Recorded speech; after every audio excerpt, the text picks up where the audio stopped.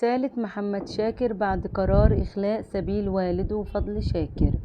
بعد إعلان قرار إخلاء سبيل فضل شاكر، عبر نجله محمد شاكر عن سعادته عبر حسابه على مواقع التواصل الاجتماعي، وقال: الحمد لله رب العالمين.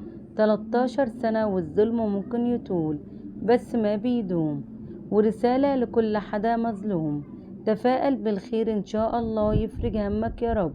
مشوار جديد انكتب، وتفاعل عدد من النجوم مع الخبر، أبرزهم صابر الرباعي الذي كتب على إكس: الحمد لله على سلامتك يا أبو محمد، وإن شاء الله نشوفك قريبا جدا ونحتفل مع بعض، جمهورك ومحبينك في انتظارك. الفنان الإنساني المحبوب الحنون فضل شاكر، الذي وقف مع المظلوم من الشعب السوري ضد الظالم السفاح بشار الأسد. حر طليق، ألف مبروك أيها الفنان العظيم.